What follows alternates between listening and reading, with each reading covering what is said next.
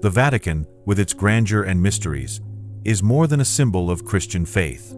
Among its archives and confidential documents lie stories that may never come to light. Some of them are so unbelievable that they defy logic and faith, sparking debates and speculation.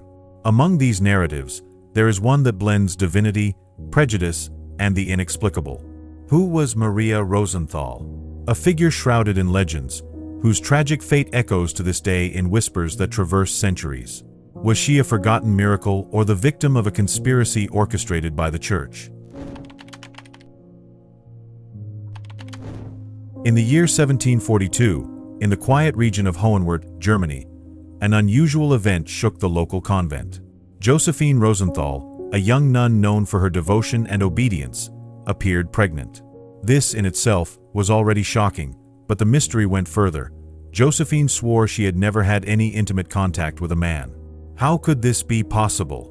The other nuns began to whisper, and the case quickly drew the attention of the clergy. Josephine was subjected to rigorous medical examinations, an uncommon practice for the time. The results left everyone astonished. She was a virgin. This diagnosis cast a veil of doubt and fascination over the situation, raising questions no one dared to answer directly. Father Rek, an influential theologian of the monastery, saw in this event a possible divine manifestation. The doctrine of the Immaculate Conception was immediately evoked, comparing Josephine to the Virgin Mary. But was the Church willing to accept such a grand new miracle? Or was the truth more inconvenient than divine? Josephine began to live under intense scrutiny. Every gesture, every word was analyzed by those determined to understand or control what was happening. The silence imposed on the nun only added to the weight of the situation. How did she endure such pressure? When the time came for childbirth, Josephine was transferred to Rome, directly to the Council of Benedict XIV. The decision was made to ensure her safety, but also so that church experts could investigate her alleged purity. She endured yet another series of humiliating medical examinations that only reaffirmed she was a virgin and pregnant. The birth of her daughter, Maria Rosenthal, should have been celebrated as a miracle. However, Josephine did not survive childbirth. Her premature death left the child orphaned and burdened with a weight no child should bear. After all, what did it mean to be the daughter of such a mysterious and controversial event? In the halls of the Vatican, opinions diverged. For some, Maria was the result of divine intervention. For others, she was merely a biological enigma. What was certain, however, was that she would not lead an ordinary life. Under the care of priests and nuns, Maria grew up in an austere environment. From a young age, she was the target of judgmental stares and incessant whispers. What would become of this girl, whose very birth was a puzzle the Church itself could not explain? As Maria grew older, the rumors began to take another shape. It wasn't just her mother's conception that intrigued people. Rumors about a possible hermaphroditic condition began to circulate, fueled by the morbid curiosity of those around her. But was this true, or just another attempt to dehumanize someone already so different? The monastery, which should have been a refuge of faith, became a prison for Maria. Nuns and priests were divided between those who saw her as an abomination and those who believed she was the manifestation of something greater. But what was it like to grow up in a place where her very existence was considered a burden?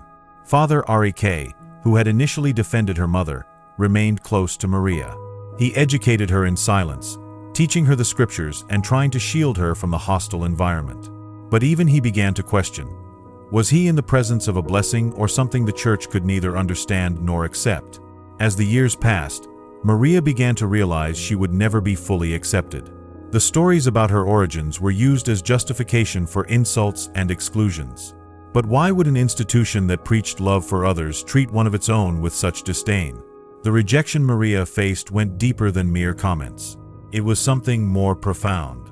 Her presence seemed to unsettle others, as if she were a living reminder of something they preferred to forget. But what exactly did Maria's birth represent to the Church? Despite everything, Maria never turned against the faith she had inherited from her mother. On the contrary, she sought to understand the purpose of her existence and continued to pray in silence. But were her prayers heard? The mystery surrounding Maria Rosenthal was far from resolved. While the Vatican continued to investigate her origins in secrecy, The first signs that her life would take a tragic turn were already beginning to appear. As Maria Rosenthal grew older, the mystery surrounding her became an increasingly heavy shadow. The monastery, which was meant to be a place of peace and refuge, had turned into an arena of judgment. For many, her existence was an affront to the natural order. For others, an uncomfortable reminder of something inexplicable and, therefore, dangerous. But what truly caused so much fear? Rumors about her alleged hermaphroditic condition spread like wildfire. At the time, science was limited, and any deviation from what was considered normal was often interpreted as a sign of possession or spiritual corruption. In Maria's case, the situation was even more complicated. She was the daughter of an event the church could not explain. Maria began to face constant humiliations. Nuns accused her of being a work of the devil, while priests avoided her presence, muttering prayers when they saw her. How could a young girl, isolated and without a family, bear such a heavy burden? Could a child be blamed for something over which she had no control? Tension in the monastery grew with each passing day. Some nuns claimed her mere presence caused unease in the halls. Objects mysteriously disappeared, and there were even reports of unexplained noises at night, whispers, footsteps, and crying. Was Maria the cause of these phenomena, or was it the overactive imagination of those who feared the unknown? Priests began suggesting that Maria should undergo further examinations, not just physical but spiritual. They believed her condition might be the result of a supernatural influence, something that needed to be investigated to protect the monastery. What would they find? A troubled spirit or a frightened and fragile mind? Meanwhile, the nuns themselves were divided over Maria. Some pitied her, believing she was a victim of prejudice and ignorance.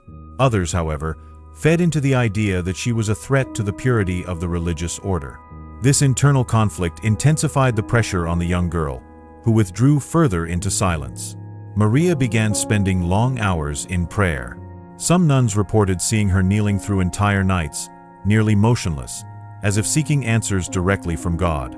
Was this devotion a reflection of her unwavering faith or a desperate attempt to understand why she had been placed in a world of such suffering? Father Rek, who continued to accompany Maria, felt increasingly torn. He believed in her purity, but the weight of the rumors began to influence even his perspective. Why would God allow someone so young to become the target of such hatred? This question tormented him. The situation reached a critical point when Maria began showing signs of physical and emotional exhaustion. Her body weakened, and her mind seemed to drift away from reality. Nuns claimed to hear her speaking to herself in the corridors, sometimes in languages no one could identify. Was this a sign of possession, as many feared, or merely the silent cry of a tormented soul? The council, already concerned about the repercussions of her presence, began to plan Maria's future. For them, the situation had become unsustainable. She represented a threat not only to the monastery but also to the very reputation of the church. A decision had to be made, but what decision? Gradually, the idea that Maria should die began to gain traction among ecclesiastical leaders. They believed her death, at 33 years old, the same age as Christ, would be a symbolic act capable of ending the controversies surrounding her existence. But how could such a cruel plan be justified? Maria began to sense that something was wrong. She overheard whispered conversations among religious leaders, felt heavier gazes upon her than ever before, and noticed how the few who had once supported her now kept their distance. Like anyone, she understood what these signs meant. Were they truly conspiring against her life? Faced with this possibility, Maria made an unexpected decision. She would not allow her life to be taken by those who had condemned her without evidence. But what would be more painful? To die at the hands of others or to face the burden of taking her destiny into her own hands? The following days were marked by an unsettling silence in the monastery. The ecclesiastical leaders became increasingly determined to eliminate the threat they believed Maria posed. At the same time, inexplicable events began to occur, leaving even the most skeptical uneasy. What was truly at stake? The tragic conclusion was approaching. At the center of it all was Maria, a young woman marked by an existence no one could explain, rejected by those who should have embraced her, and isolated in a world that seemed to have no place for her. Maria Rosenthal, aware of her persecutors' plans, stood on the brink of collapse. She was not merely a victim of prejudice, but also a living witness to the hypocrisy that permeated the monastery's walls. The days leading up to her final decision were shrouded in tension and mystery, marked by events that seemed to foretell an imminent tragedy. In the silence of her room, Maria reflected on her existence. Why had she been placed in a world that did not understand her? Each night, her mind wandered between the faith she had inherited from her mother and the pain of being regarded as something demonic. Was she truly an aberration, as they claimed? Or was this ordeal a test of her faith, one she was meant to endure to the end? The monastery's corridors, once full of life and activity, became spaces of unease. Nuns reported feeling strange presences and an inexplicable coldness that filled the rooms. Some claimed to hear sighs, others swore they saw shadows moving at night. Were these events tied to Maria, or were they signs of something greater, something no one dared to name? Yet, the young nun seemed resigned to her fate. She knew the ecclesiastical leaders planned her death, believing her elimination would resolve the doubts surrounding her existence. But Maria refused to surrender her life into the hands of those who despised her. If her death was inevitable, she resolved, she would be the one to decide when and how. On a cold night, under the pale glow of a candle, Maria committed the act that would mark her story forever. She slit her own throat, ending her life with a mixture of courage and despair. Yet far from bringing peace to the monastery, her death seemed to unleash something even more unsettling. Shortly after her death, the ecclesiastical leaders ordered an unusual and macabre act. Maria was decapitated, and her embalmed head was placed in a wooden box alongside a cross and handwritten texts. These relics were meant to seal her memory, but they instead became the focus of legends that persist to this day. In the days that followed, inexplicable events began to intensify. Nuns reported hearing cries in the early hours of the morning, coming from the place where Maria's head was kept. Others said they felt as though they were being watched, even when alone. Had Maria truly departed, or did her soul still wander the monastery's corridors? Some of those who witnessed these phenomena began to question whether Maria had ever been a threat as they had believed. Could their actions against her have provoked divine wrath? Or were the supernatural events a sign that her soul was seeking peace? The Vatican's records mention little about Maria Rosenthal's case. Most documents were locked away in the famed secret archives, far from public scrutiny. But were the church authorities trying to protect Maria's memory, or were they hiding the sins committed against her? Elderly nuns claimed that even years after her death, Maria's presence could still be felt. Objects moved on their own, doors slammed without explanation, and echoes of footsteps could be heard at night. Was this a manifestation of her suffering, or something deeper and more inexplicable? Over time, the monastery became a place of curiosity for some and fear for others. Historians attempting to investigate Maria's case faced obstacles, as many records had vanished or were deliberately destroyed. Was the Vatican protecting the Church or preventing the world from learning an inconvenient truth? Meanwhile, Maria's embalmed head became central to myths and stories. It is said that those who gaze directly at it feel a deep chill, as though in the presence of something beyond the natural world. Could her head truly hold traces of an energy yet to be understood? What makes this story even more haunting is that many of the nuns who had humiliated Maria experienced inexplicable occurrences after her death. Some fell ill suddenly, others recounted disturbing dreams in which Maria appeared, silent but with an accusatory gaze. Were these coincidences, or a form of spiritual justice? Today, Maria Rosenthal's story remains an enigma, dividing opinions between the divine and the demonic, the supernatural and the psychological.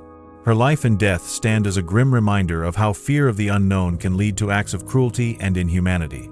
But will the full truth ever come to light? The mystery of Maria continues to echo, a whisper that refuses to be silenced.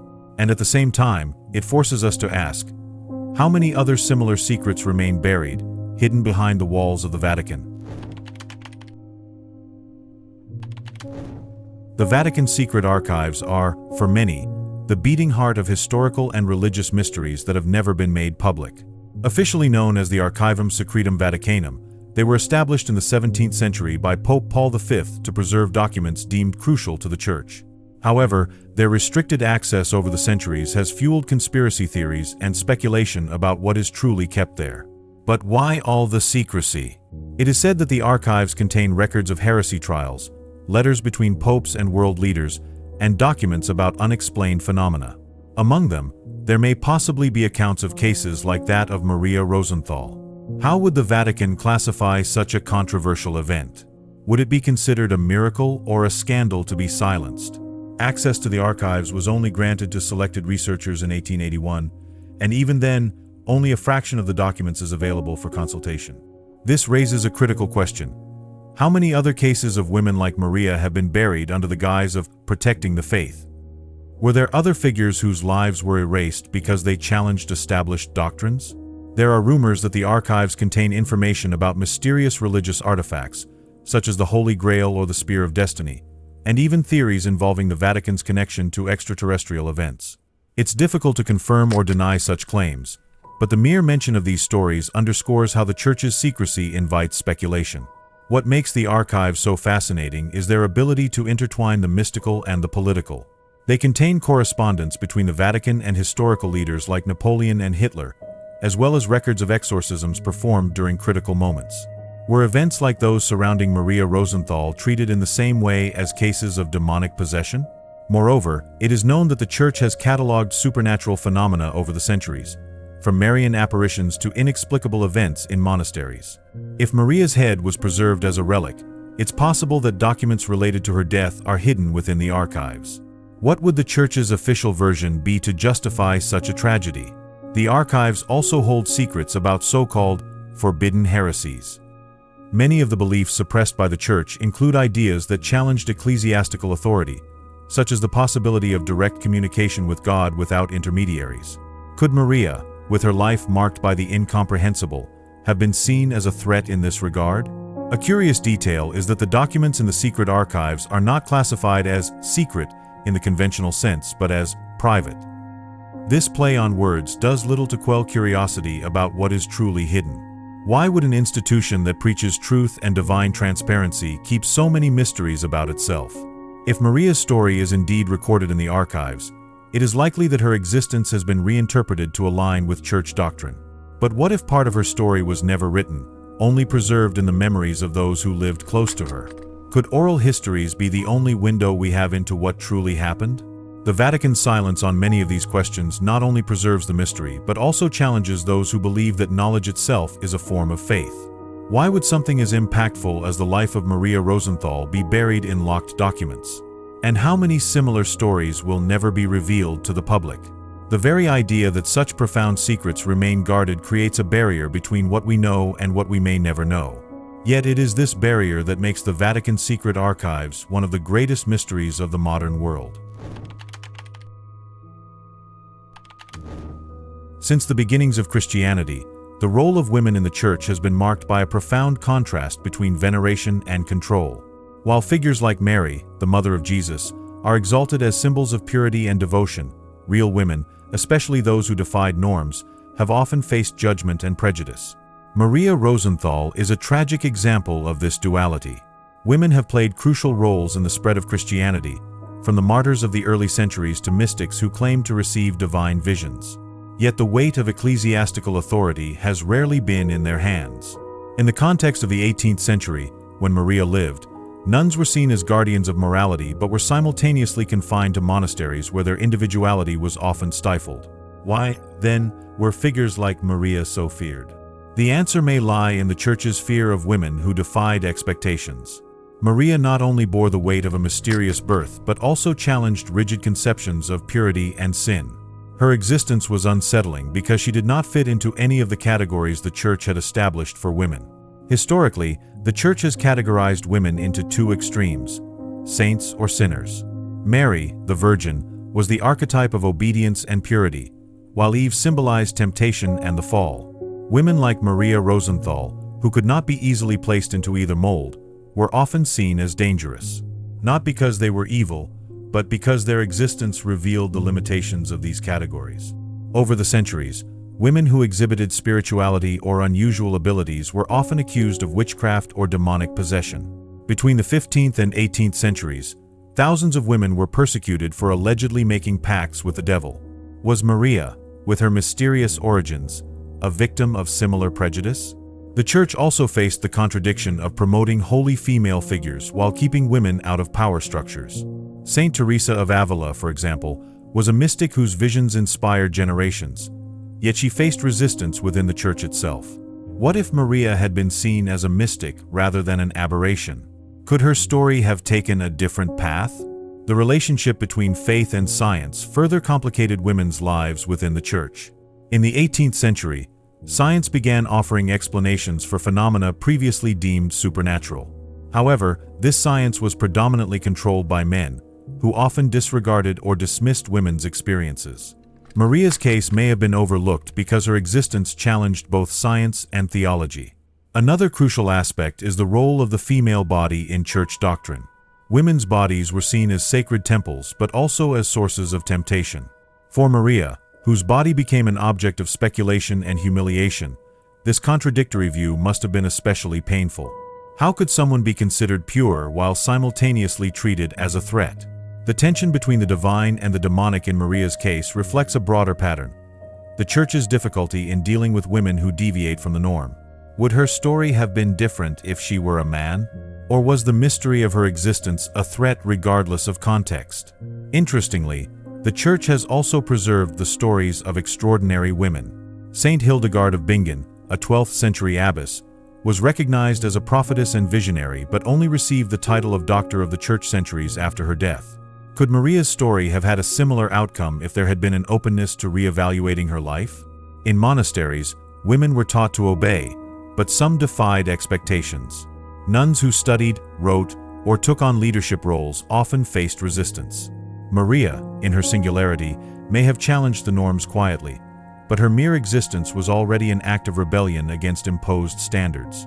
Today, as we reflect on Maria Rosenthal's story, it's impossible not to consider how the Church has evolved, or hasn't, in its relationship with women. Too often, women have been cast as victims or martyrs but rarely acknowledged as agents of transformation.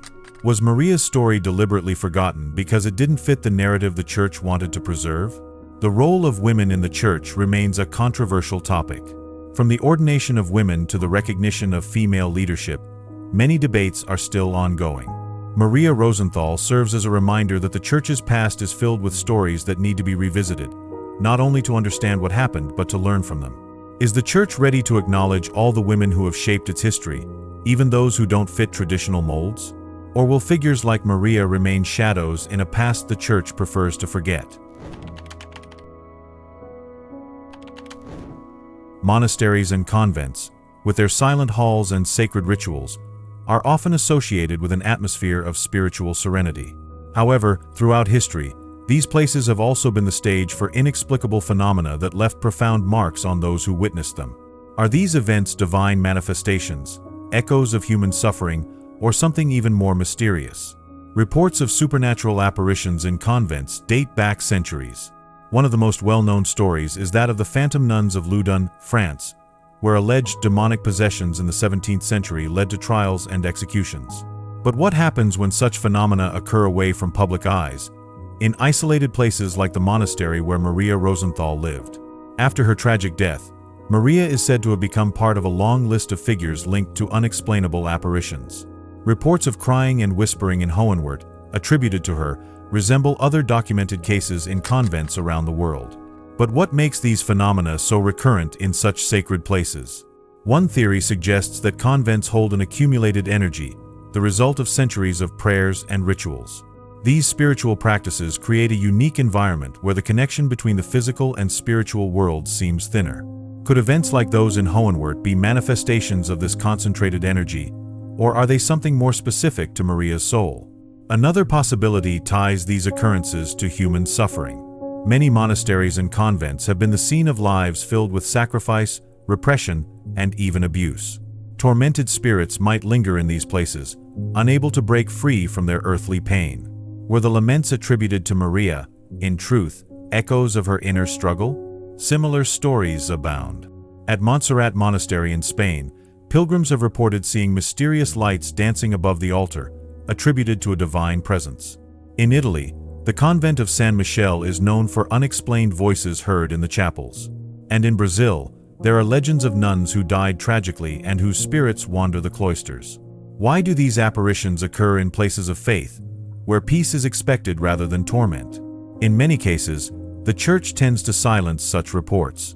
Apparitions that fall outside its control or official narrative are interpreted as potentially harmful to the faith. Maria Rosenthal, with her alleged laments and manifestations, may have fallen into this category of stories the Church prefers to ignore. But is institutional silence enough to erase the memory of something so intense? Another intriguing aspect is that these apparitions are often accompanied by physical phenomena, such as temperature changes, moving objects, or flickering lights. Nuns from Hohenwart mention feeling an intense chill in the halls where Maria was reportedly seen, a common sensation in places associated with the supernatural. Does this indicate a spiritual presence, or is it simply the influence of collective suggestion? There is also the symbolism of relics. Maria's preserved and guarded head may have acted as a catalyst for the apparitions. In other cultures and religions, objects tied to tragedies often carry residual energy, becoming focal points for spiritual manifestations. Could this be the case with Maria's reliquary?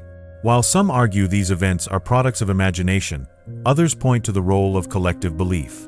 In a monastery where everyone shares the same faith and similar fears, the environment becomes conducive to the inexplicable taking form. But what about when independent witnesses, unconnected to the place, report the same apparitions? Another topic of debate is the persistence of such phenomena. In many cases, apparitions continue decades or even centuries after the individuals involved have died. In Maria's case, reports of her presence still echo around the monastery. Is her soul trapped, or are these events remnants of something that happened in the past, repeating like a cycle? Catholic theology offers one explanation: purgatory. According to this belief, souls that fail to reach heavenly peace may remain in an intermediate state, seeking redemption. If Maria is one of these souls, what is she searching for? Justice, forgiveness, or simply rest? Even with theological and scientific explanations, many questions remain. Why do some apparitions seem to interact, while others merely repeat patterns like echoes on a cassette tape?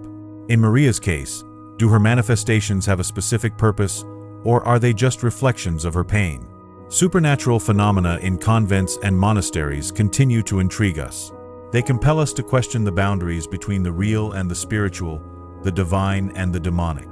In Maria Rosenthal's case, her story reminds us that sometimes the inexplicable does not seek to be understood, only remembered. The story of Maria Rosenthal, along with the mysteries surrounding convents, the Vatican secret archives, and the role of women in the Church, invites us to ponder how fear of the unknown can shape institutions and human decisions. Between the sacred and the profane, the divine and the demonic, these stories are more than mere accounts. They are reflections of a world where the unexplained is often met with silence or condemnation.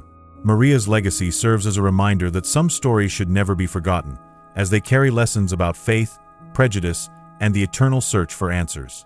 While we may never uncover the entire truth, continuing to investigate and question brings us closer to understanding the mystery that connects spirituality and humanity.